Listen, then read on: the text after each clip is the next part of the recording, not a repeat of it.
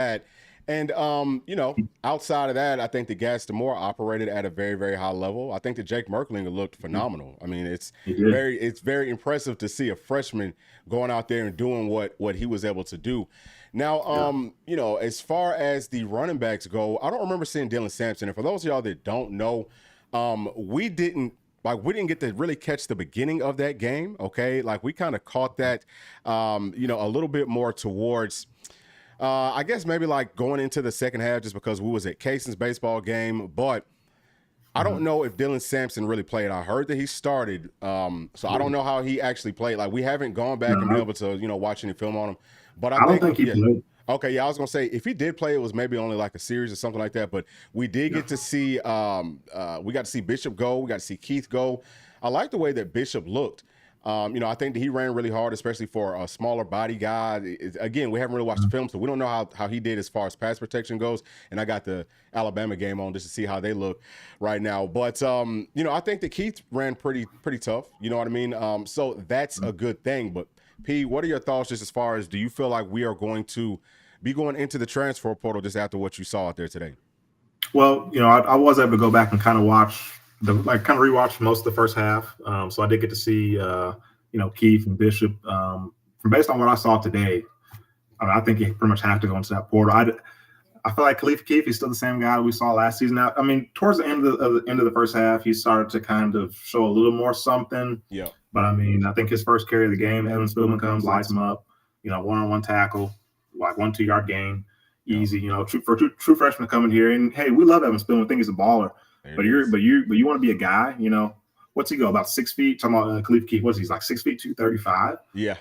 Yeah. I mean, dude, you got to be run through at least one tackle every play. You know what I mean? So still not quite there yet. And then Yeah. Bishop, I think he's a guy that can get you. I think he's similar to a Jabari Small in that he just finds a way to get yards. Mhm. Um, but I just think that if he's going to be kind of your number two guy behind Dylan Sampson, uh, and then, we haven't seen Peyton Lewis yet, but I mean, I think from what we've seen, I think you have to go into the portal and find some help there, in my opinion.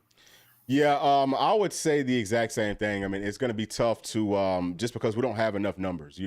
That's something that we've talked about a lot on this channel. I mean, you've got to have those numbers if you're going to be playing running back or just for that room inside of the SEC because you never know who's going to go down. I just don't feel very comfortable with what we have right now from not because I don't think that they can play, because that's not the issue. It's just that if somebody goes down, now we're starting to get thinner and thinner. You need to have 5 guys to start this season off that can really, really go. And I don't remember a whole lot from Patrick Wilk, from Hunter Barnes, and those guys. So I don't know how they looked out there, but we will go back and watch this film. But we do have to talk about Edwin Spillman because you kind of brought him up. I think that he played tremendous. I don't know how many tackles he had, 6 to 7, maybe 8 or 9. I don't know, but he's all over the In field. like 6 or 7 plays. You Right, know what I mean? right. He's all over the field. So this is the thing though, is that whenever you're looking at these players, what I like to see, right? And P, I feel like we're on the same page with this, but you want to see how much do the players' high school film correlate to how they're playing out there versus SEC competition. And we all know that the offensive line was a little bit banged up, but still, I mean, those are some studs out there. He looked great, still sideline to sideline, still hitting people hard, but he's not injuring folks, right? So you have to love that. Like you could Mm-hmm. tell there was some times where he probably could have took some kill shots, but he kind of Mm-hmm. lays off some. But I mean, seeing him in pass coverage, he looked beautiful. Just getting into his drops, excellent in his run fits. I mean, just always attacking that line of scrimmage and also blitzing. I think that he had a sack early on in this game. So Mm-hmm.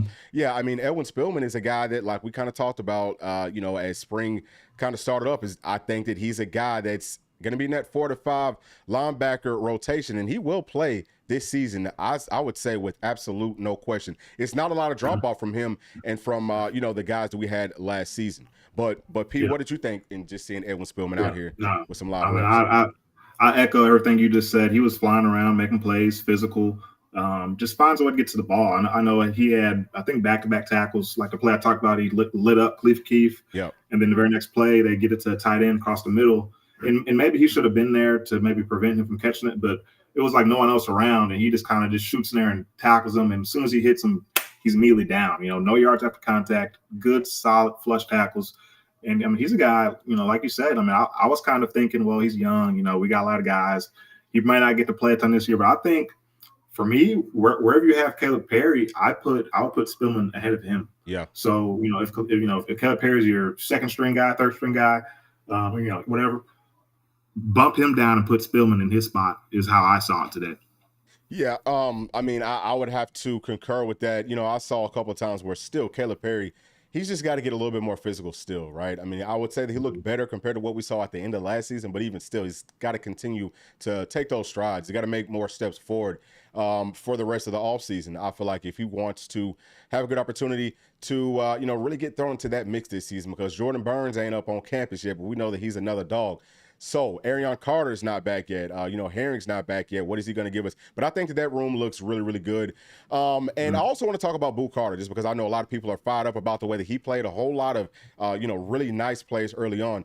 And for me, something that I always look at, especially if you're playing on that back end, secondary types of guys, is are you around the football all the time? Are you trying to make those plays? Do you have a nose for the ball?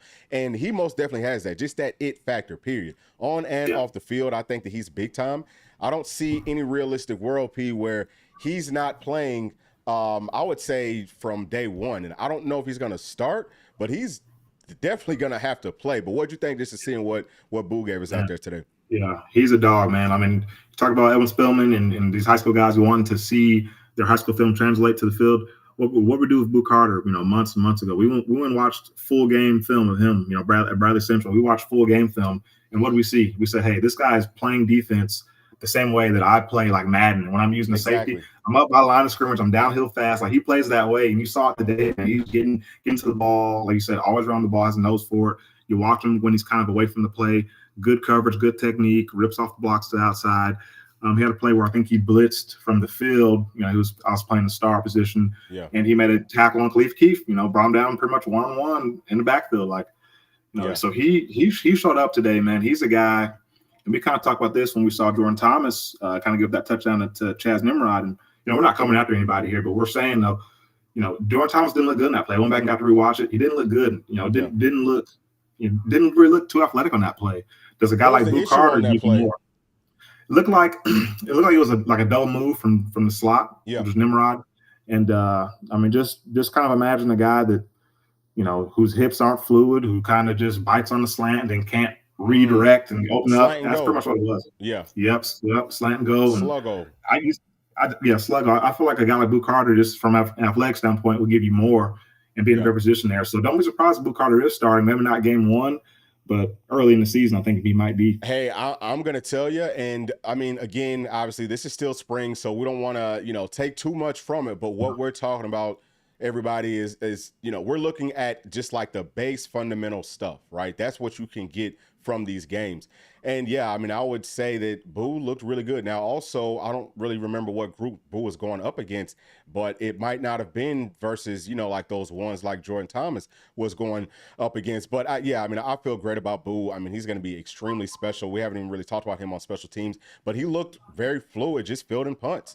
I mean, there's a lot to be said just about that, right? Like just being able to make those catches, and he makes it look very easy. He looks very natural, very comfortable doing that. So yeah, I mean, he's just, I would like to see us put him on offense too. I just feel like he's a football player, which is the highest compliment that you can give to a football player. So love that. Yeah, go ahead. But that's an interesting point about, I'm not sure who's going against. I gotta go back and rewatch again, but it was a very kind of weird how they mix guys up. Like, I think the first secondary group out there was it was Ricky Gibson and I think Jamar McCoy at corners. Yeah. The two safeties were Jacoby Thomas and John Slaughter, which we love to see that. Was it? Okay, so hold on, Pete, because I don't know why, but I thought that I saw Andre Turrentine out there with John Slaughter. So that's the thing. So maybe, but that's what I was getting to is like maybe the next time kind of the ones are out there, you might see Jacoby Thomas and Turrentine. Like they were just mixing guys around. Okay. So, like it was never the same group. Like I saw one time it was John Slaughter, Jacoby Thomas. I think they're going against the 3 offense. You know what I mean? So they're really mixing back to secondary there. So I don't know if there's really a set kind of 1s, 2s, 3s, 4s yet. Yep. So I'm not sure. I'd go back and watch to see if Boo got any reps against the 1s because he might have. I don't know. Okay. Yeah, but that's interesting. And I also, we're not going to take up too much time, but I do want to just try to cover everything. And I'm going to bring this one up right here from Vols Time that says Tennessee just might have the best wide receivers in the country. You can see the rest of that. We're still working on getting this studio fixed up. So it will get better as we continue to work on it. But I think so too. I think that was, that was the biggest thing. And, I'm sitting here watching it with Daddy, and, we just kept on saying that, man, we are deep at the wide receiver position. And everyone's not playing. Obviously, Brews out, Squirrel's out, Braylon Staley's out. But you have to love seeing guys like Chaz Nimrod making plays. Caleb Webb looks really tough, really physical. I mean, running through, hand tackles and arm tackles and stuff and making those tough catches. Like we talked about, we also heard Coach Heupel talk about, listen, these guys have done a really good job of getting off of the line of scrimmage. And he says that that's a big separation between high school and college. We talked about that on this channel as well. But they look good doing that. Dante Thornton, I don't remember him making too many plays, but he looks good running around out there, right? Brazel also looked really good. And then Mike Matthews, very impressive. We talked about how he scored in every single scrimmage that we've had so far, and he does it again. So, I mean, what is the rotation going to look like? I mean, how do we hold on to everybody? We haven't really got into the transfer portal talk, but I think that could be a room where someone might leave. But, P, what do you think about the wide receivers? Yeah, receivers look good, man. I think you obviously saw, Chris Brazel make some catches early. It seemed like Nico felt comfortable going to him. It's like he threw it to him almost pretty much every time. I mean, it seemed like he threw it to him a lot. Yeah. He made those catches. A lot of little short stuff, didn't get to see him really go up and compete for a ball down the field, at least from what I saw in the first half. But he looks solid out there. Obviously Mike Matthews is a guy. Anytime somebody's a true freshman, there's always a tendency to say, well, hey, we got to kind of pump the brakes, but it's going to be tough to keep him off the field. You know what I mean? I think Brandon Staley is another guy. Same thing. It's going to be tough to keep him off the field. So like you said, what was that rotation going to look like? Because we just named 2 true freshmen. We haven't started talking about, Dante Thornton and Chaz Nimrod, Caleb Webb, Squirrel White, Brew McCoy. Like those guys are supposed to be the guys, right? These young guys are coming in here and they're pretty much saying, just like Luke Carter, hey, you can't keep me off the field. And I think Edwin Spillman's doing the same thing. We're seeing that from this true freshman class. These guys are coming in here. And I think Jordan Ross can come in here and do the same thing. Like, wow, we got some serious guys, man. But the receivers look great, man. I really like that room a lot. Yeah, it's beautiful. And I've got a question right here from Uncle Broken Down Beamer, and I apologize that y'all can't see the entire thing. But he says, "Do you see Brazel as a starter?" I think that we've got okay. P, and you stop me whenever I start to get off on this. I think that we've got probably 5 to 6 guys that can start. Okay. The question is going to be, what does the rotation look like? Because we're going to have to, like we just spoke about, we have to rotate everybody to keep them happy. And also because there's different skill sets. So I feel like based off of who we're playing and things like that, we'll see a different starting group maybe from week to week. And that's the beauty of how deep this room is, because at this point, P, do you see anyone being better outside of Dante Thornton and Chris Brazel? What do you mean, like as far as being on the outside? Yeah, right. Obviously you have to see where Brew McCoy is. Is he a guy that starts week 1? I think that's the big X. If we know Brew McCoy's back and he's starting week 1. Sorry, I got my work going off there. But if Brew McCoy's back, he's starting week 1. Then I think Dante Thornton will get the first go at the other receiver. Yeah, and I think Brazel will kind of be the number 2 guy. But if Brew's not in, obviously, it's going to be Chris and Dante on the outside, I think. But again, Mike Matthews, you just don't know, man. You just don't know. Like, it's anybody's guess, in my opinion. Absolutely, yeah. I mean, it's tough to get it figured out. But yeah, I would just say that he's definitely a starting caliber player, and we should be expecting a lot from Chris Brazel this season. Now, we talked a little bit about the offensive line, but I do kind of want to touch on that a little bit more, especially because Lance Hurd's new. I think that he looked really good, especially going up against James Pierce. And then we also saw on the left side right next to him, Shamrod Umarov. P, I'm going to let you go first. What are your thoughts with Big Sham out there and how he performed? Big Sham looked good, man. I was actually, pleasantly surprised. I thought the D-line would get even a little more penetration than they did with that first group. But he did a good job holding his own against Big O, kind of handled him a few times. So he looked very solid. Obviously, Lance Hurd looked solid as well.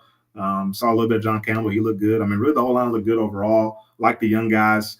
You see William Satterwhite looked like he was running with the 2s at center, but then when he went to the 3s, he bumped over the left guard. Oh, he wow. looked I good didn't even notice that. Yeah. He looked good. I mean, he looked good. You can tell he needs to get bigger, stronger, but does a good job using his feet. He has his body in good position. And, is willing to fight and strain. Doesn't just say, oh, I'm too small and get beat. He may be kind of losing, but he'll keep fighting and get in position. Like, he's going to be a guy. So Yeah. Saw Max Anderson flash a little bit. A guy who was disappointing. We're going to talk about that. A guy who I was really high on, and that's Gage Ginther. Ginther, yeah. Yeah, Ginther. Yeah, he tell you, Okoye threw him down to the ground a couple times, just kind of effortlessly. So, man, let me tell y'all something. Emmanuel Okoye is going to be a very serious problem. Okay, and I'm saying that because it's so early on in his process. We know that he's only played football for about maybe like a year and a half now, and I'm talking about in his entire life, right? And he comes in as a pass rusher, ends up playing tight end, and I thought that he looked pretty decent there, right? Obviously, it's going to take him some time to get acclimated to being able to play on that side of the football. But I will say this, man, once he moved back to defensive end, especially, talking about him only being there for maybe like a week, maybe like a week and a half, he showed, I mean, he didn't really make a whole lot of plays, maybe like a sack or something like that. But it was several times when I'm looking at him, I'm saying, dude, he is, I mean, his burst off of the football, his length, looks like he's about 6'6", 6'7". And like you said, Pete, he's kind of ragdolling people with one arm, and he still doesn't even know what he's doing. So whenever you think about how deep this line is, it just got even deeper. So I think that he's going to play a pretty big factor in this team coming up here over the offseason, over the summer and everything else. But come fall, I think that he's going to be ready. I think he's going to be a big surprise for everybody. Yeah, he's a pleasant surprise, especially by the end of the year. I think he got some time to continue to develop throughout the season, and that's something too we got to realize. We're talking about the running backs kind of not being where we want to see them at, and all these guys realize it's still spring. Like they're gonna get so much better from the end of spring to the end of fall camp, of summer camp. They're gonna get so much better. So he's another one that could, like you said, he could be ready to go this season. And actually get some sacks for us this year.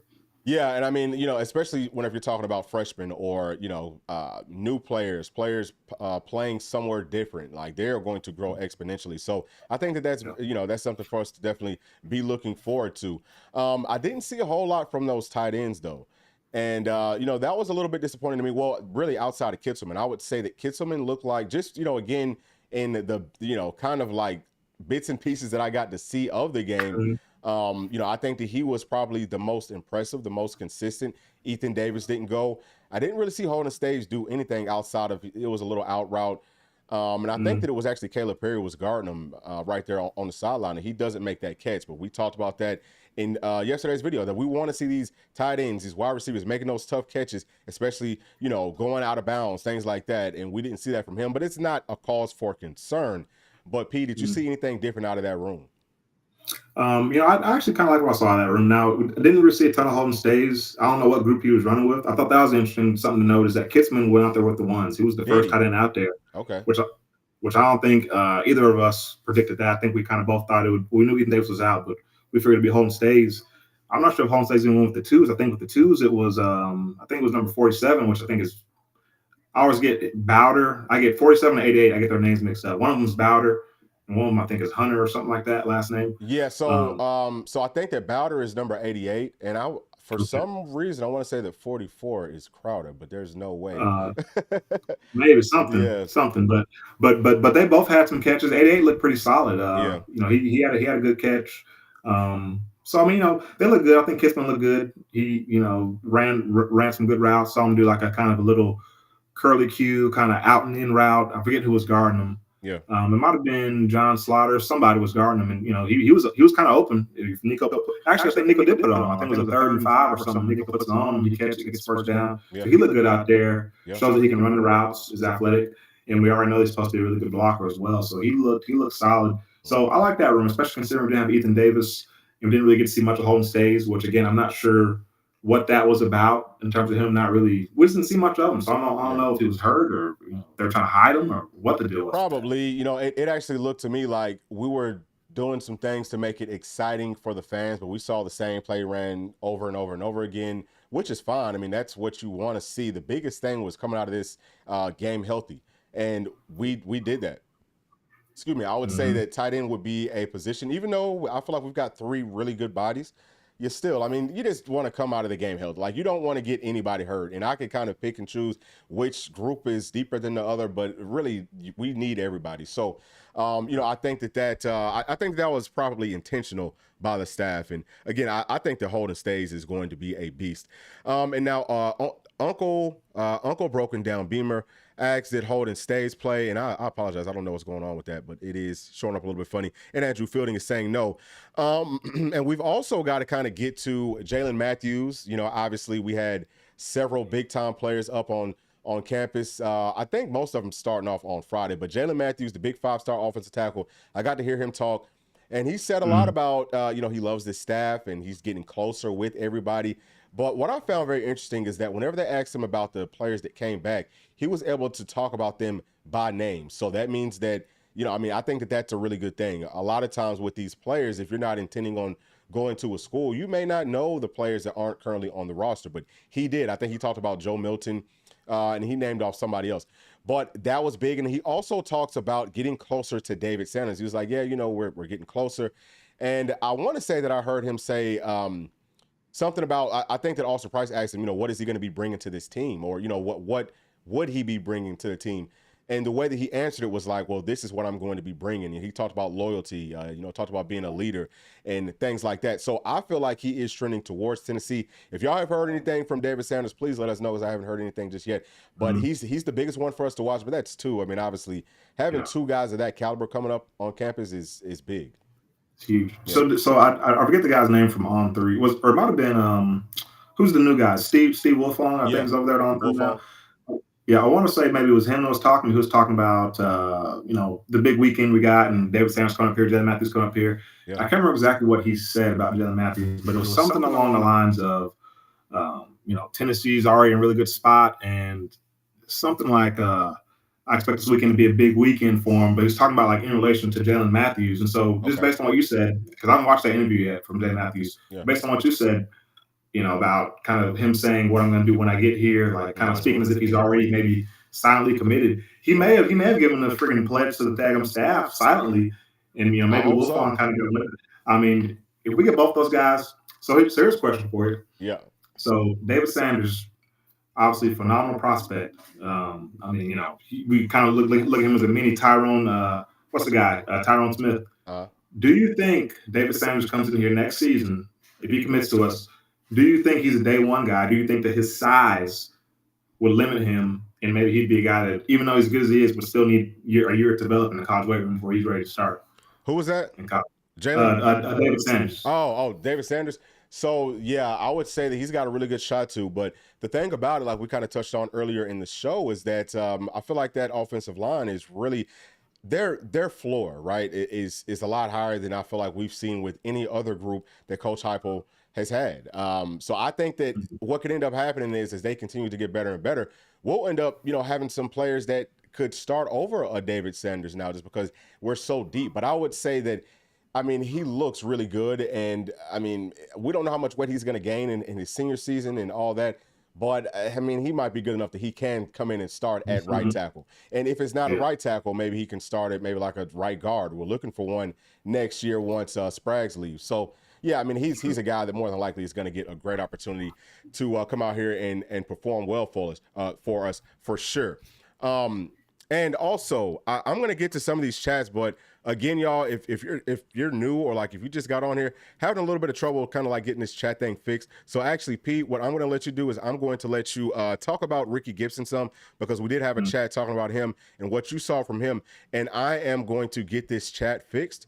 And then we will then I will come right back. Yeah, Ricky, man, he's a guy. Didn't get to see a ton of him last season, so he was kind of one of my fringe question marks coming into the season. It's because we saw a little bit of him, but you go back, you watch the bowl game, he did get beat a couple times. Now I don't know if he gave up like a lot of big catches. Just because you don't give up the catch doesn't mean that you weren't beat. So I saw him get beat a couple times against Iowa. Saw him today, it was kind of giving him some of the short stuff. Braswell caught a couple of little 5-yard hitch routes on him, which you'll kind of live with that. The thing you like about what you saw from Ricky Gibson is he broke on the ball quick, made a good flush, solid tackle. It was no yards after contact. So I think that's something you can kind of see with all our DBs. These guys are physical. They're willing to tackle and make sound flush tackles. But Ricky Gibson specifically, I think he's a guy that has all the ability, all the tools that you need. Athletic. I think he plays hard. I think he's aggressive. Has a lot of confidence as well. So I think he'll be fine. I think he's going to kind of be a lockdown type of guy for us on that side of the ball. But just that secondary room in general, I like what I saw from all those guys, man. You know, we talked about this earlier. Kind of that first group was Ricky Gibson. It was Jamar McCoy at corner. It was, I believe it was John Slaughter and Jacoby Thomas at your safeties. And then I want to say it was Jordan Thomas as your star. So I like that group coming out. I think that's probably the same group we'll see that marches out there when you take the field game one. But I like that group overall, man. Guys are flying around. Jacoby Thomas showed up. He flashed. You see him getting downhill, making a lot of good tackles. I mean, just looks like a ball player out there. The guy just flies around, and it was so refreshing to see. It was a play. I want to say it was like cover three, and he was like a safety. They threw, I think some earlier when they threw it to tight end. Yeah. I think it was Spillman, and he caught it over the middle for like 6 yards or so. But just to see the speed in which Jacoby Thomas kind of runs around the guy, gets down there, makes tackle, only for like a yard or two after he caught the ball. Like that's type of stuff that we kind of missed when we had like a Trayvon Flowers or even like a Tank McCullough back there. So just having that speed and athleticism in the secondary. You saw Jalen McMurray coming in from Temple, one number 12 out there. He looked good. He flashed. So really like what I saw from all those guys. And I think there's a room that has a chance to have a really, really big year heading into this season. Yeah, you know what? The one thing that I will say about Jalen though is that I did see him kind of getting beat deep a couple of times. We also saw the same thing with Jordan Matthews. I feel like he's been getting beat a little bit too consistently deep. Yeah. And so he's a guy that for sure we're gonna have to look out for to potentially, not that we want him to by any means, because he's got all the talent in the world.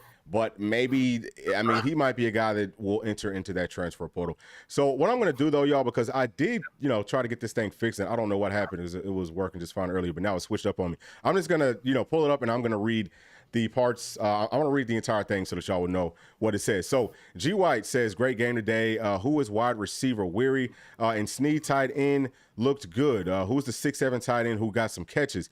So I believe that we talked about him earlier. I think that is Browder or Bowder. Yeah, I think that's who that is. 88. Yeah, 88. Yeah, so I mean, we've actually got a few tight ends that are like 6'7" and things like that. But they're really good players. We've got several really good players. But you have to also keep in mind who they're going up against. Now, I do think that this team is deep enough that you can get a pretty good, solid idea of how they can play. But I don't want to go too far with some of these guys that may kind of be backup types of players. But again, I mean, we are deep. I'm going to get to what Mike Harmon says right here. It says that he likes what he's seen from the underclassmen, shows how good the others are progressing. Thanks, Bull and P. Go Big Orange. Thank you so much, Mike. Thank you so much, G. Loyal subscribers to this channel. And G has been a member as well. And now Larry says that we had Big Trey Smith recruiting these linemen today. Also, you got to love that. I mean, Tennessee is just, it's one of those programs that, I mean, it really is like lifelong. You know what I'm saying? And seeing those faces coming back on a consistent basis, I think that speaks a lot about the culture that we have up here at the University of Tennessee. Let's see right here. So G. White also says that T-Lander, Boo, and other new guys made some great plays today. I was impressed. I was too. Andrew Fielding says that Spillman was a beast. I agree. And now G. White also says that the young guys who thought, who we thought were dogs were also some big plays for guys we haven't seen. Absolutely, absolutely. So we're gonna get back to the chats here in just a minute. Oh well, actually, let me get to these last two right here. So we've got Mace of Chaos says that they didn't let Bishop run much at all. I don't think that they let the running backs run much at all, period, today. But we kind of talked about why that room. It's a little bit shorthanded because we need a few more bodies. And then Jeff Clabo says, "Go Big Orange," and Jeff Clabo is a member of the channel. Thanks so much for being a member. And now let's see right here. Andrew Fielding says, I'm pretty sure he didn't give up a catch in the ball game. I think he's talking about Ricky Gibson. Yeah. So, I mean, that back end looks really good. I think that Jamal McCoy is so impressive. I actually saw him standing kind of close to Jordan Thomas, and he looks like he's a lot bigger than, he looks like he's maybe an inch taller. He may even be thicker. The quarterback that we got, from Oregon State. Oh, Jamar McCoy? Oh, yeah. Mm-hmm. Yeah. He's big. He looks good out there too. I mean, you can tell he's a guy. You know what I mean? You see him out there, you say, okay, he's a guy. You know what I mean? So there's no question about it. Yeah, I mean, he's going to be phenomenal for this team. But yeah, I mean, I would just say that from top to bottom, there's a whole lot for us to be very, very excited about. Okay, I mean, this team Mhm. looks great, and again, we had a lot of people that kind of sat out. But the biggest questions is going to be, who are we going to be losing to the portal on Monday? We kind of saw what happened with the basketball team. It could end up working out in the basketball team's favor though, because I mean, well, I don't want to go too far on that, but yeah, I mean, we might end up kind of upgrading at some spots Oh, there. Yeah, go ahead. I was gonna say so maybe we can do a little thing where we talk about who do we think is most likely to transfer. You want to? I mean, because Yeah, I got a few guys that I think. I mean, obviously go like you ahead. mentioned one, Jordan Matthews Yeah, is a guy I think may. I think Christian Connor is another guy. I think we may lose both those guys. And that's really the main two that I see right there. I mean, we may lose more guys than that, but those are the yeah. main two that I'm looking at. I think we'll be solid pretty much everywhere else, but those two guys, I think we'll lose both of them.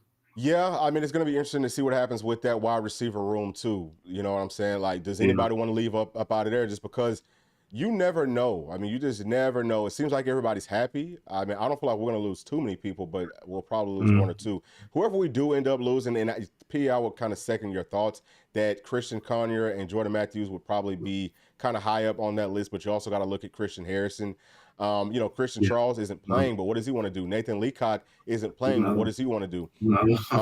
You know what I'm saying? Like, I mean, there's several guys that maybe we didn't see go today. Maybe those players will be a little bit more on the list of potentially entering into that portal coming up on Monday from the 15th to the 30th. But I think that we're going to be just fine, and hopefully we don't lose anybody. Right? Do the Yeah, coaching? Does the coaching staff maybe go to a couple of players and say, "Hey, we're going to ask for you to leave"? I don't know, but I'm with UP that I feel like running back is still going to be a place that we're going to have to go to the portal and find somebody.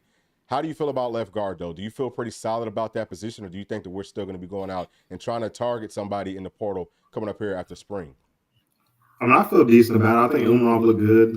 We didn't get to see Lampley, and then obviously we have some staff Dane Davis. Who Dane Davis was pretty solid at right guard today. So Yeah, I think that's three yeah, quality bodies you feel pretty decent about. And obviously Lampley and Davis can kind of do anything you need them to do. So they right. could pretty much give you depth anywhere. So I don't think we would. I think it's a higher chance that we would go after a running back than it is we go after left guard. In my opinion. Yeah. Well, I mean, but you know what though? We could end up doing both. But I Yeah. would say that outside of that, it's not really any positions on this team that at this point, as the roster stands right now, that we feel like, hey, we've got to go out and target some more people. So overall, y'all, I feel like the team looks great. I don't think that we're going to be losing really anyone that, we would lose any sleep over to that transfer Mm, portal necessarily. So we should be fine, but we won't know until Monday. I would say that on Monday, well, it probably won't be on Monday because if some players were going to be leaving us, then the insiders would already probably know about it because the players have got to get it. They've got to submit they've got to West. submit. Yeah, right. Yeah, they've got to submit that to some office or like whatever. So people end up knowing about it maybe like a day or two before it's made public. So we Mm, haven't heard nothing just yet. So we should be good, right? Because the portal opens up on Monday. It's Saturday now. We haven't heard nothing, so we should be good. But I'm just proud of the way that everyone performed out there, and we will just kind of go back to the lab, watch the film, break it down a lot more in depth, listen to what everyone had to say.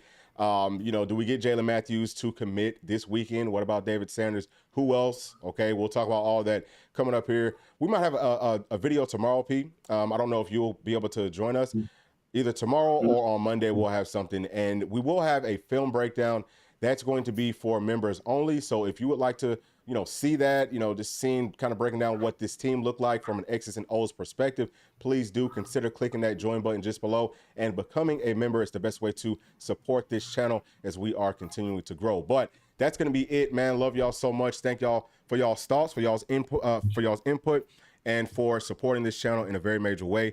But as always, please make sure to like, subscribe, hit that notification bell, share with your friends, family, and other volunteer fans. And we will see y'all probably tomorrow.